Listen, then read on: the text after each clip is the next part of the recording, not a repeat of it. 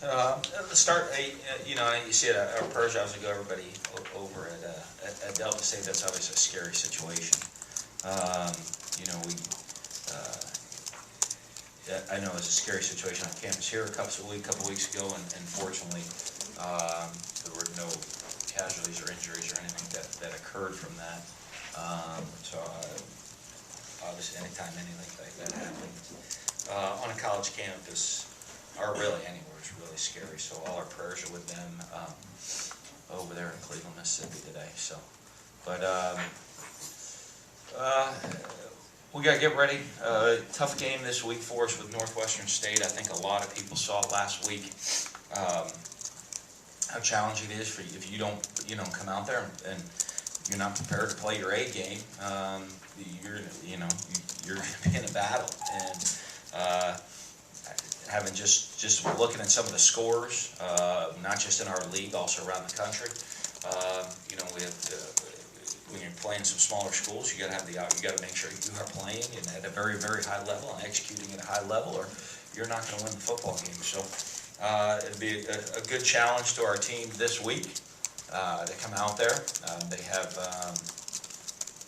a bunch of a solid player, got a great receiver. Dynamic, fast running backs, quarterbacks. They played a couple different quarterbacks, I know, but quarterbacks that can cause some issues, have some athletic ability, and have the ability to put points on the board for them. They're a very aggressive defense. You watch them, in this season, how much they blitz. They blitz much more than any team we've seen so far this season, and really come at you in a lot of different directions. So we're going to have to execute at a really high level and just handle all the different things that are going to be thrown at us on Saturday. And obviously being at home is going to help. We get a great crowd. We had an unbelievable atmosphere last Saturday. And anytime you play at home, we expect to have that same type of crowd, that same type of atmosphere. Fortunately, we get to play in the daytime this week too, and so our fans actually can come to the game, enjoy the game, and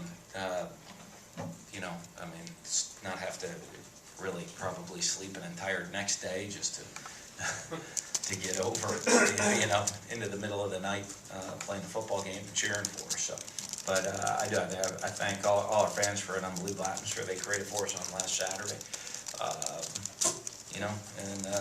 That was a disappointing loss for us. Anytime that, one of the things you look for, especially early in a season, we have the problems we have to fix. We got problems you have to go adjust and you have to fix to. And we make that kick at the end of the game, we still have the same problems. Except the only difference was we made a kick. And not that was the turning point in the game, but I explained to our team, that moved that ball about 8 feet to the left. And the only difference between the yesterday we had and that ball being 8 feet to the left is we just have all the same issues and problems with just a big giant smile on our face. And so we have got to work to get better as a football team in every phase, and we got to continue to improve throughout the season. And because great football teams, we're not looking to peak early September. We're looking to peak as the season goes on and continue to improve from week to week. Questions?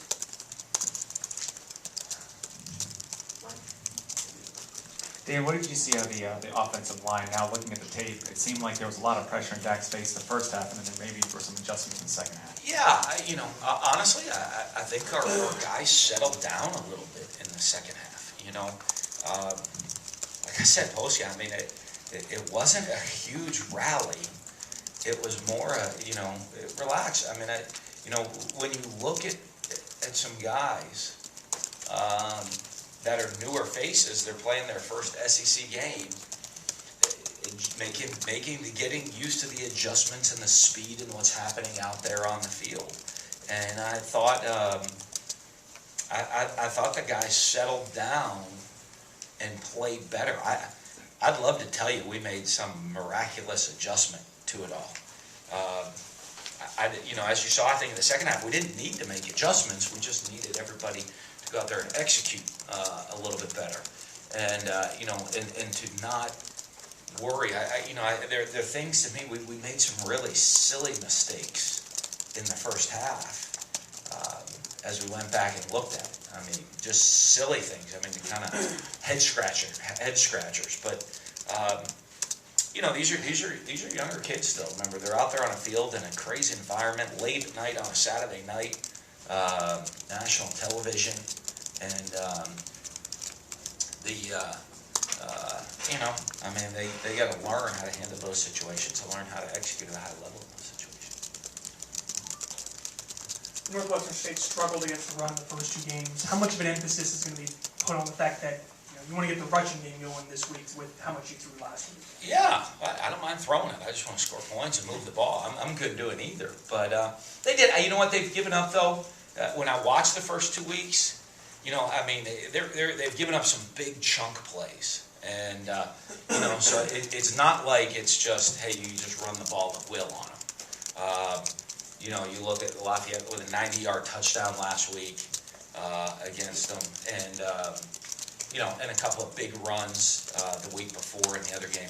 So it's not like you're just, hey, you just hand the ball off, you're just going to just blow them off the ball and run down the field. They gave up some big hits, which, when you watch what they do when they pressure, as much as they pressure, and some of those hits, they're pressuring, all of a sudden the guy gets through to that second level, and you're blitzing, there is nobody on that second level now, and you hit the home run ball on them. And I think that's more of the yards that they've given up than just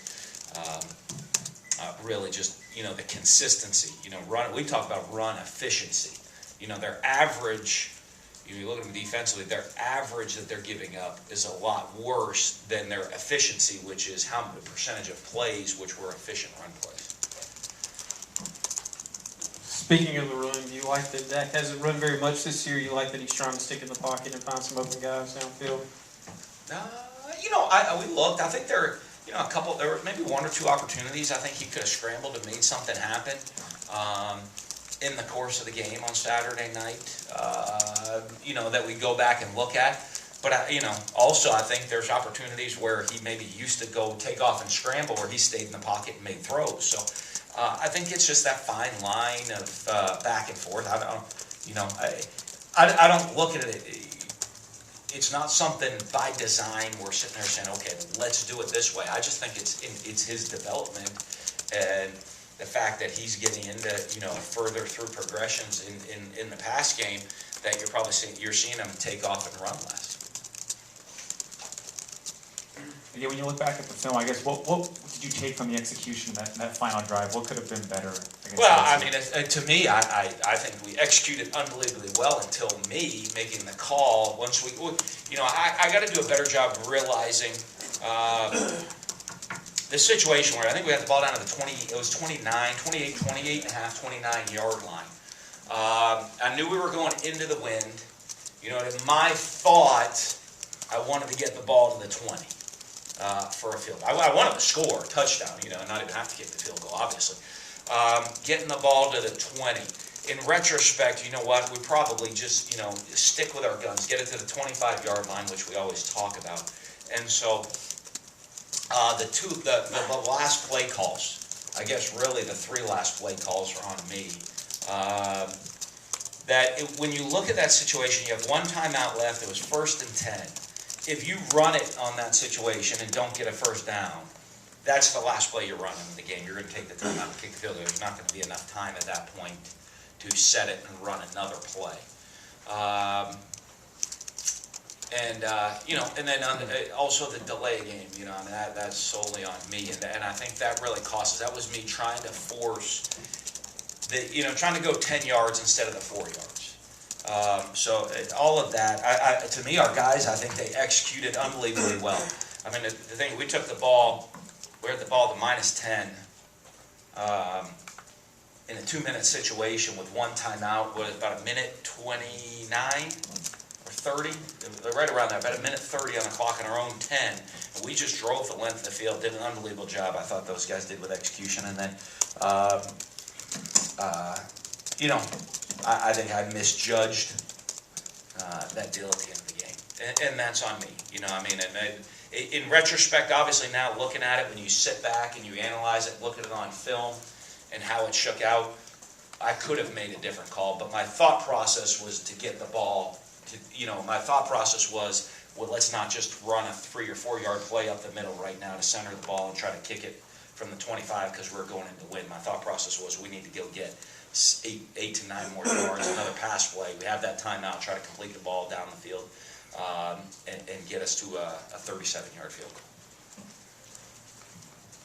How eager are you to get some of those younger players extensive playing time in a live game? Yeah, a lot. I mean, we threw some guys in that game. I think in last game, as you saw, there's some guys that we just, and I'm on our coaches to do that. I mean, I want to, I think we've done a great job within our program through the years playing a lot of different players, and then with our player development. And to do that, you got to play in games if you're gonna develop.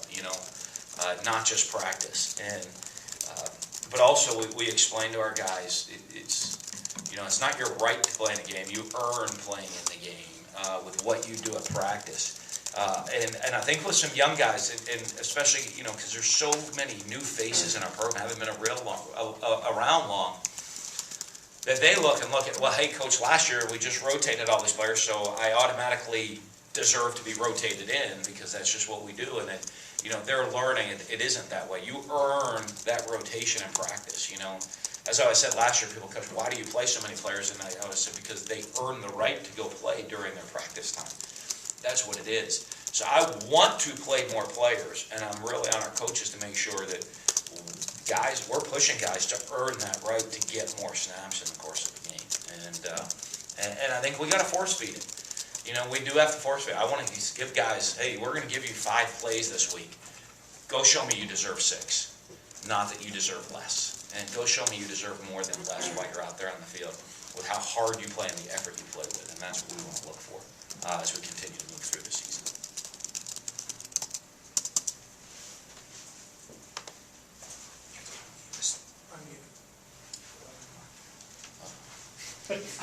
I could probably hear you.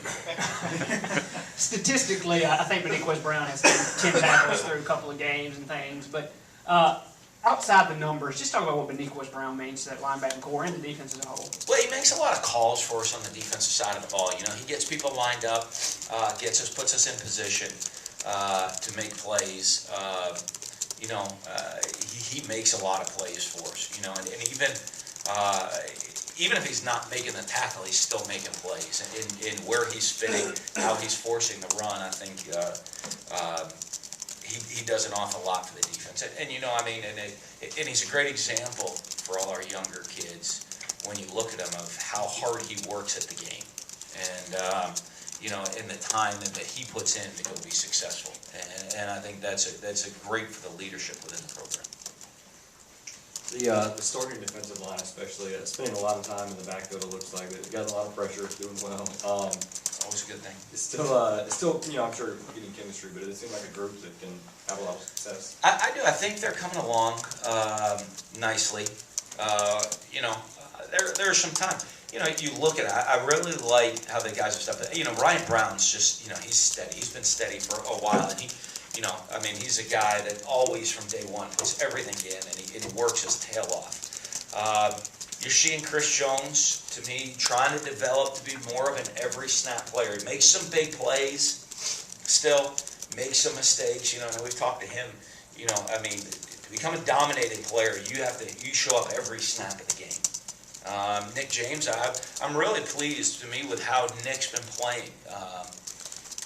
In the course of the game, of learning how to take the improvements he's made at practice and transform them onto the field. To me, and AJ, I think AJ's become a playmaking performer for us, and really pleased with what he's done. But I think those guys have really worked hard to put themselves in this position. Of understanding, taking that responsibility that we're going from a 2 to a 1. And when I'm going from a 2 to a 1, how hard what the standard of excellence is, and they're grasping onto that role. After last week, how does the kicking competition going forward, and I guess what would be Weston Graves' limit for a field goal? Part of it is I look at that with Weston. I feel really good with him to 42 yards, which is the ball at the 25-yard line. You know, and one of the things, he could probably go a little bit beyond that. You know, but one of the things I always look at with those guys in practice with Wesson is, you know, when I always sit with them all, and you know, I don't want them to change their technique and their form and kick a field goal. And let's find out where it hits. You know what I mean? You know, because the worst thing that happens is they start trying to hit it too hard.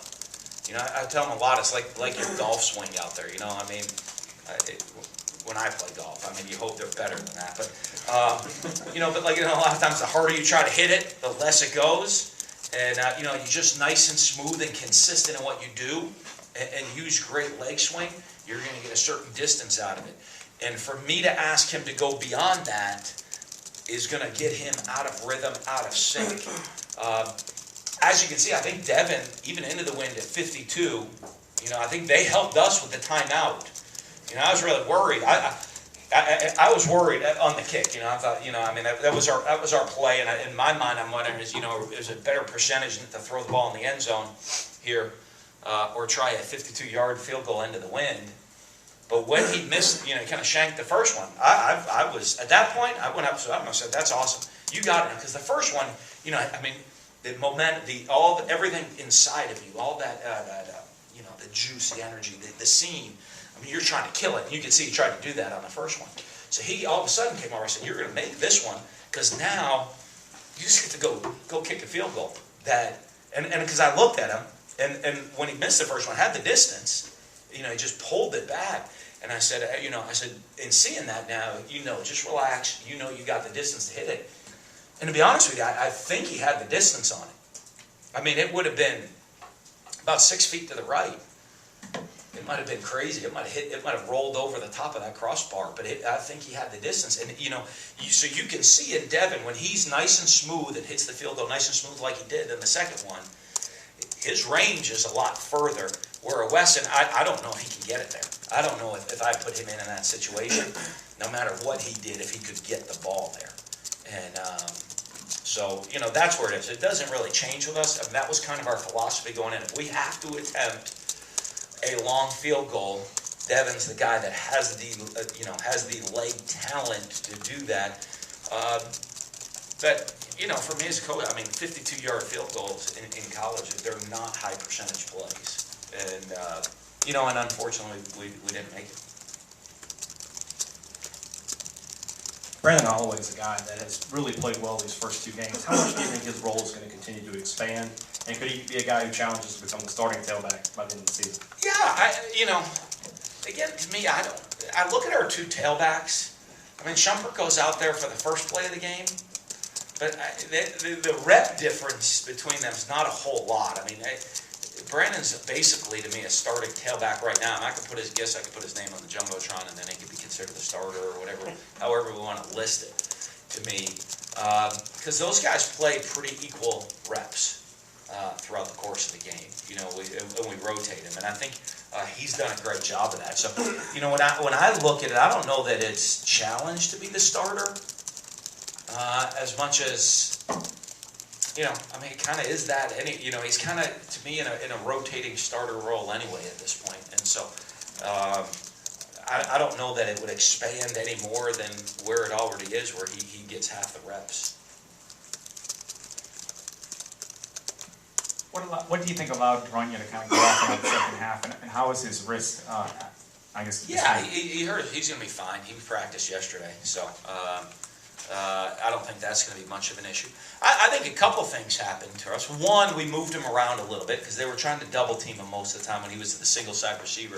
So we started moving him around, and out of that, they started getting out of the double teams. When we started moving the ball, they started blitzing, and then that's when he started getting those one-on-one opportunities. So I think we did make the adjustment to try to move him to create a different matchup with him out there on the field. And then, you know, when they started pressuring us and leaving him one-on-one, he was able to make those plays, which we needed. If you're going to leave him one-on-one, we expect him to win a lot of those battles.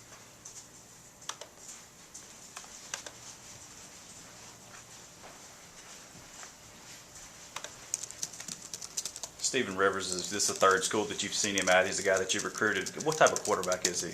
He's a big, strong-arm guy, you know, and you know, one of the things, he is a guy that can get the ball down the field. He's got the size, he's got the presence, and he's got the big arm talent to make every throw that you possibly want out there. So I know they rotate him in a little bit there, but I know, you know, and some of the other guys a little more athletic going to bring something to the table, and it can cause problems because, you know, each quarterback's going to bring something a little different to the table for them that they put in the game.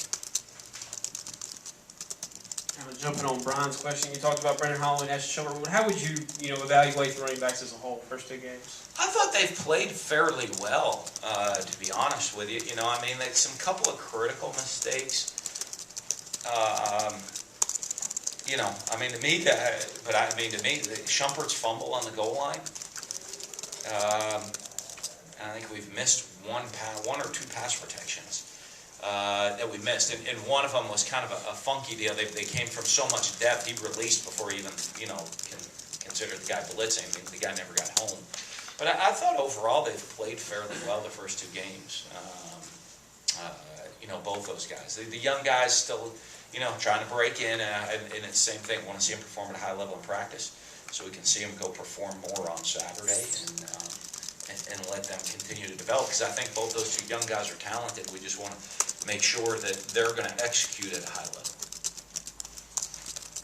I think the last 3 Power 5 teams who played, Ole Miss, Georgia Tech, and LSU, all ran for more than 200 yards. Is there consistency there, or is it just individual case by case? I think it's such a different ordeal, because all 3 games, Georgia Tech's going to run for 200 yards. Right. The Egg Bowl last year, I think probably could take. We gave up 200 yards on 3 plays in the running game. With long touchdown runs. This game, you knew that. That was a 3.5-hour inside draw. They threw the ball for 80 yards, I think, on the night. Which part of our deal, we wanted to put a lot more on the quarterback, but they were able to run the ball. And I think our slow start on offense really played into letting them run their game plan, which is to just to run it, not throw it at all. And so I think that kind of that slow start on offense kind of led to what happened on defense. Good. All right. Thank you.